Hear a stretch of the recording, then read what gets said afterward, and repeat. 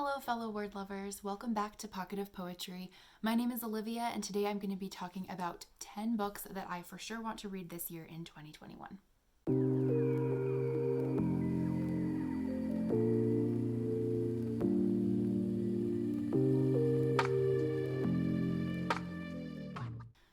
So I kind of have a confession to make. I've been in a bit of a reading slump so far this year. I know we're only like 10 days into the year, but I'm already in a reading slump. I started a couple of books and just didn't finish them because I was not into it and I was not inspired. And so I've been having kind of a hard time.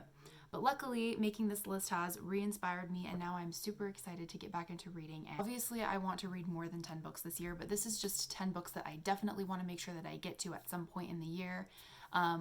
Whether it's because I've had them on my TBR for a really long time, or because they're in a genre that I want to read more of this year, kind of wanting to widen my horizons. So I tried to make this list as diverse as far as genres go and types of reading as I could.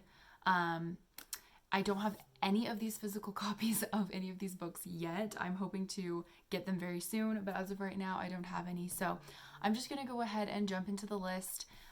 Get started telling you guys some of the fun books that I have on my list for this year. Book number 1 on my list, and I think the one that I'm probably going to read first, is Rebecca by Daphne du Maurier. A lot of people have kind of started talking about this book this year because there was the movie that came out on Netflix, which I haven't seen, by the way.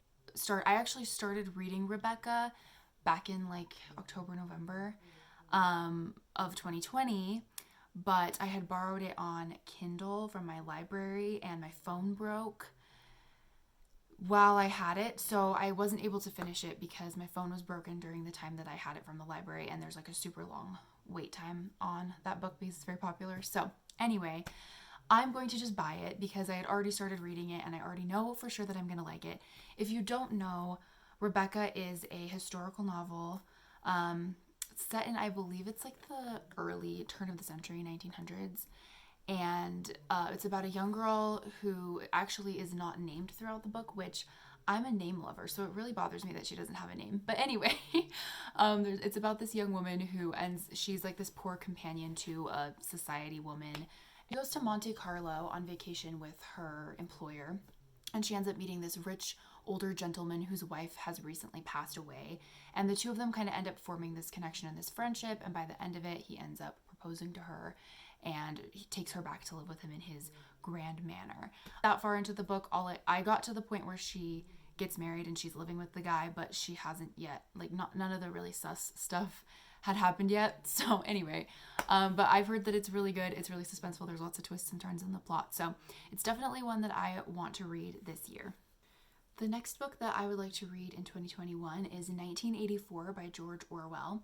I've never read this book before, and it's like one of those classics that I just feel like everyone should read. It's been on my TBR for a while, and I haven't really been like motivated to the point of like, yes, I really want to read this, but for whatever reason, I feel like it's a 2021 vibe. I feel like it's something that I want to read this year. If you don't know, 1984 is a dystopian novel. I think one of the first like dystopian novels ever. George Orwell was a political commentator. He also wrote Animal Farm, which is another political sort of commentary on government. And 1984 is the same. It's about this society where everything is overly controlled. To be honest, I don't know a whole lot about the actual plot of 1984. All I know is that it's a classic dystopian novel. So yeah, I just want to read it this year. I feel like it's going to be a vibe. I feel like I want to get that kind of spooky feeling that you get from reading those types of books. So that is one that I will for sure be reading. Book number 3 is Diary of a Young Girl by Anne Frank. Another one that I, for some reason, have never read. I don't know why I have never read this book because I actually love Anne Frank. Like, I've read excerpts of her diary and I've read books about her, and I actually did a monologue from the Diary of Anne Frank play one time for an audition. So, like, I have connections to Anne Frank. I've always loved her words. I've loved how she has that very bright, eager, just adorable perspective on life. It's obviously just a really important piece of history and relic from a very crazy time in the world's history that is so important to remember. So Diary of Anne Frank is one that I've had on my TBR for a while now and just have never gotten to reading. So book number 4, kind of going along the same theme of like coming of age, young people sort of books. We have A Tree Grows in Brooklyn by Betty Smith. This is one that I've actually read before, but I was like, I want to say 15 when I read it last, and I did like a book report on it for school, but I haven't read it since then. But I remember really enjoying it when I was younger, and I'd really like to reread it now and gain a new perspective on it as an adult. Basically, A Tree Grows in Brooklyn is the story of a young girl named Katie who lives in Brooklyn, New York with her mother and her brother, and they're very poor, but it's a very atmospheric tale that kind of just very much about coming of age, very much about a young girl coming into her own, kind of in the rough and tumble world of Brooklyn, New York, where in the less great parts of town.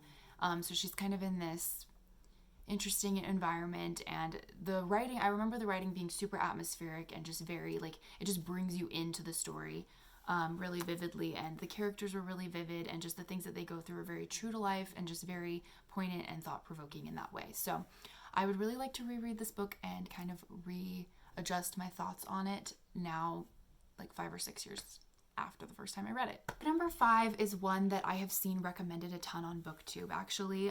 Just different people that I follow have talked about it, and it was actually published in 2020, so it's a very, very new release, but it is The Vanishing Half by Britt Bennett. This book, just the concept of it is super, super intriguing to me. It's a commentary about race and racial inequalities. The story follows twin girls who are born in a small town in the South.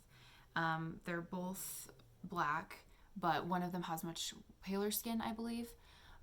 Or maybe they both have pale skin. I could be wrong. But one of them, basically, it follows them growing up in this small town and then growing up and moving into completely different lifestyles. So one of the sisters gets married to a black man and has a black daughter and just kind of embraces and lives her life and as a black woman. And then the other sister tries to pass as white. She marries a white man. She has children that have light skin, and she tries to pass as white and live her life. And I guess her husband doesn't really know anything about her past life. So anyway, that's all I really know about it, but the whole story concept seems super intriguing to me, and I've heard really, really good things about the writing and the story itself. So that is one that I think would be really good to read this year. On the same vein of new releases, the next book that I want to read this year is The Wife Upstairs by Rachel Hawkins. I just stumbled across this one on Goodreads, I think, and it just looked so interesting. It's a modern retelling of Jane Eyre. I think it's kind of like a Jane Eyre Rebecca mashup, actually, going along with the first book I mentioned. But I love Jane Eyre, and it's kind of like a southern modern retelling of Jane Eyre, and it follows the 3 main characters: the Jane Eyre character, the Rochester character. I don't know what their actual names are, sorry. And then the character that's like the wife upstairs, you know. The story of Jane Eyre, then you probably know what The Wife Upstairs is referring to, what that's referencing. If you don't, then read Jane Eyre. But anyway, so it follows those 3 characters, and I'm just super intrigued by the whole concept of the book. I think it sounds so interesting, and I've heard really good things about the writing in that one as well, so it's one that I definitely want to check out this year. Number 7 is another dystopian that I have never read, but really want to. It's The Handmaid's Tale by Margaret Atwood. The Handmaid's Tale is like a cultural phenomenon. I think everybody has heard of it. Everybody knows about it. There's a whole TV show about it. But basically, if you don't know, The Handmaid's Tale is a dystopian about a world where women are basically treated as, I guess, slaves. To be honest, I don't know a ton about the actual plot of the book. All I know is the concept of the handmaids are the women who like birth the children for the other, like the upper class people, I think. I could be wrong. But from what I know about it, the handmaids are like the ones who have children for the upper class women. So it's this like weird social hierarchy, obviously very oppressed women in this society. They have always shied away from The Handmaid's Tale just because there's so much dark, it's very dark. It has dark energy around it. But I do know that it's a very well-written, extremely well-crafted story and super important commentary on society. So it's one that I think I'm like finally ready to read and would really like to read this year and really like to dive into all the creepy, scary stuff. So book number 8. Now we're going to start getting into some fantasy. So far I have done a lot of dystopian, contemporary, and historical, but I also want to expand my horizons with some fantasy this year. I always have a hard time getting into fantasy, and fantasy kind of tends to intimidate me because I get bored by like the YA fantasy. I'm not a huge fan of that, but when it comes to adult fantasies, I'm actually very intrigued by them, and I want to get into them more and learn more about that whole genre. So The one that I want to read this year is The Way of Kings by Brandon Sanderson.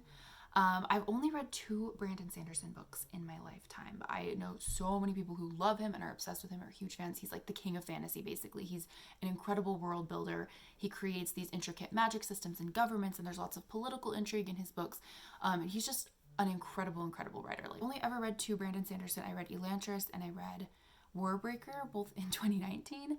But I haven't read any Brandon Sanderson since then, but I really would like to get into more. And The Way of Kings is one of his, from what I understand, it's one of his more adult fantasies. It's more of an intense one in regards to themes and in regards to like the world building.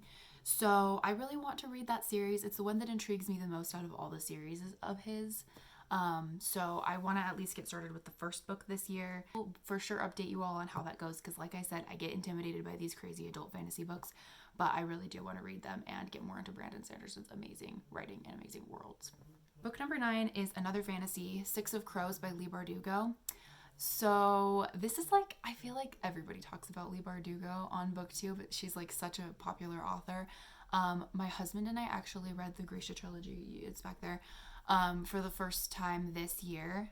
We haven't finished it yet. We're on the 3rd book, but we're getting through it, and I really enjoyed them. They're definitely not like the most amazingly crafted original fantasy books I've ever read, but they're fun and entertaining to read. And from what I've heard, Six of Crows is like way better than the original Grisha trilogy. Like Leigh Bardugo glowed up with her writing between writing the first original trilogy and writing Six of Crows duology. I believe it's a duology. So anyways, I've heard a lot of really good things about Six of Crows, and I really want to finish this trilogy so that I can read the companion series. Okay, last but not least, we have book number 10, Anna Karenina by Leo Tolstoy. So Anna Karenina is one of those like epic, intense, big classics. Last year for me, the big intense classic that I read was Gone with the Wind. That one is freaking huge, but a classic that I think everybody should read. And Anna Karenina is another one of those that's a big sweeping drama. It's historical. It's written by an amazing author. I started reading War and Peace. I don't think it was last year. Maybe it was the year before. And I've never gotten all the way through War and Peace before. But I figured Anna Karenina isn't quite as huge. It's a little less intimidating, and it's more of like a romance story. It's definitely a darker romance from what I know. I don't know a whole ton about the storyline or the plot of Anna Karenina, but I do know that it's like a doomed love story, which, you know, dark love, tragedy. I love it. I'm into that. So, yeah, Anna Karenina is one that I definitely want to read this year. Is definitely going to be like my big reading project of the year, because I know it's like a larger book. And it's a very, you know, more intimidating on the literary scale of things. So that is my 10th and final book for this TBR list. Thank you so much for watching this video. If you made it all the way through, be sure to leave a comment and let me know what is a book that you want to read this year. Or you can let me know if you've read any of the books that I just mentioned, what you thought of them. I would love to hear your thoughts. So again, thanks so much for watching. Give this video a like if you enjoyed it, and subscribe if you feel like it. And I will see you next time.